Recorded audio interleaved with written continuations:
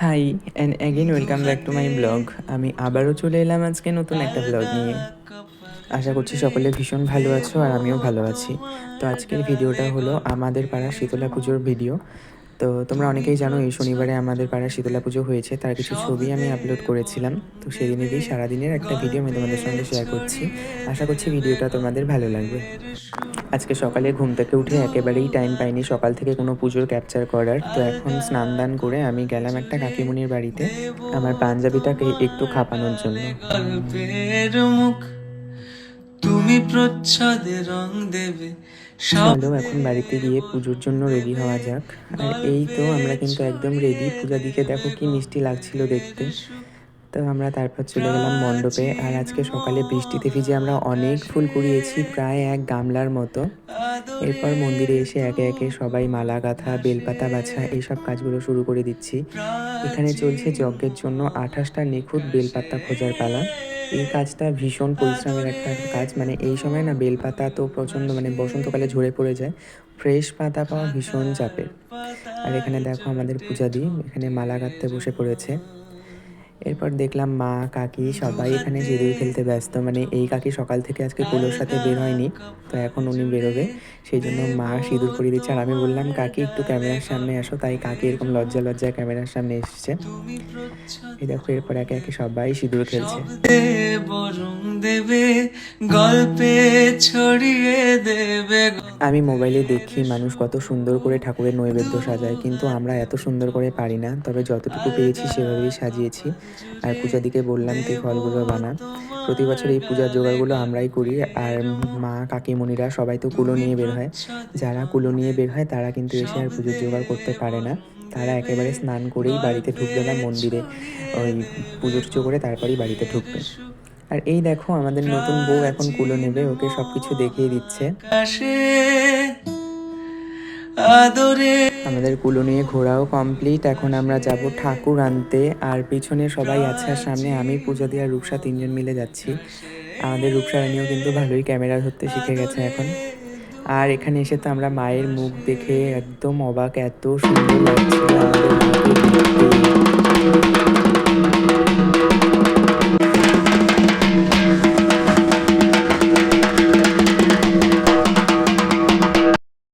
এরপর মাকে মণ্ডপে নিয়ে আসার পর আমরা সবাই যাচ্ছি এখন গঙ্গা নিমন্ত্রণ করতে আর মঙ্গল ঘটে জল ভরতে। এবছর পূজাদি মঙ্গল ঘটটা নিয়েছিল। আর এসে এখন শুরু হবে মায়ের বরণ করা। আগে 3জন বা 5জন করতো, কিন্তু এখন সময়ের অভাবে পুরোহিত বলেছে যে কোনো একজনই বরণ করো, বাকি সবাইরা সাথে থাকো, তাহলেই হয়ে যাবে।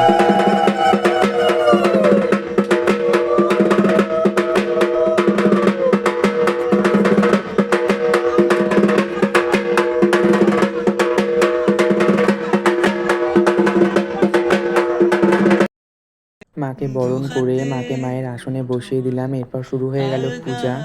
আর এখানে চলছে সংকল্প। প্রতি বছর, মানে প্রতি বছর বলবো না, হয়তো 4-5 বছর থেকে আমাকে দিয়ে ঠাকুর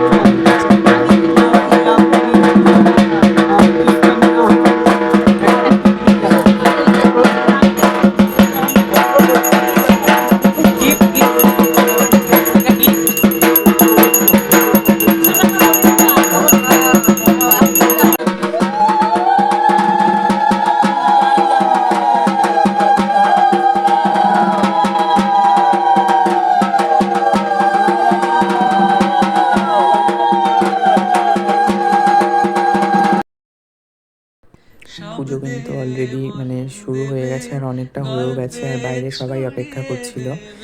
এখন মন্দিরে অনেকেই উপোস কম থাকে, আগে আরো অনেক মানুষ উপোস থাকতো। মহাকাশে আদরে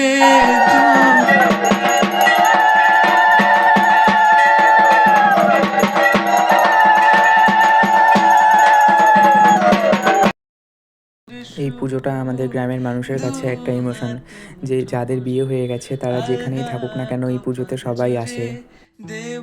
সবাই মিলে একসঙ্গে আনন্দ করে হই হুল্লোড় করে আমরা মায়ের পুজো করি। একটা বাচ্চাকে যেভাবে ছোট থেকে বড় করা হয়, এই পুজোটাকেও আমরা এইভাবেই ছোট থেকে বড় করছি।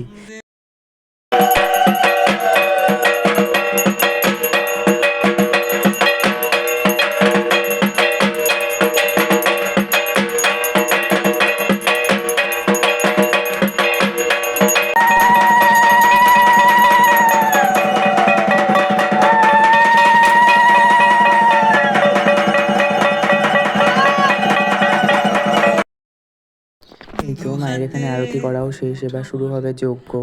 যজ্ঞর পর অঞ্জলি দিলেই কিন্তু আমাদের পুজো একেবারে শেষ হবে এবছরের মতো। তো এখন যজ্ঞের জন্য সমস্ত ব্যবস্থা করে নিচ্ছে। এখন তো সবাই কাজে ভীষণ ব্যস্ত, তাই আমরা কিন্তু অনেক আগের থেকেই সমস্ত কিছু আয়োজন জোগাড় সমস্ত কিছু করে রাখি। ছোট ছোট জিনিসগুলো আমরা আগের থেকে ব্যবস্থা করে রাখি।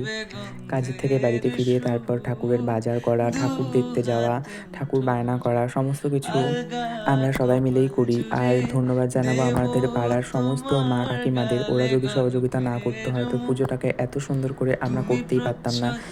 ওরা সব জায়গায় গিয়ে চাঁদা কালেকশন করা, বাজারঘাটের দায়িত্ব নেওয়া, এই সব কিছুতে আমাদের অনেক সহযোগিতা করে। তো কথা বলতে বলতে আমাদের পুজো কিন্তু কমপ্লিট। এখন আমরা কুলা বিসর্জনের জন্য রেডি হয়েছি। ভিডিওটা এখানেই শেষ করছি, দেখা হবে অন্য কোনো সুন্দর ভিডিওতে। ততক্ষণের জন্য টাটা, বাই।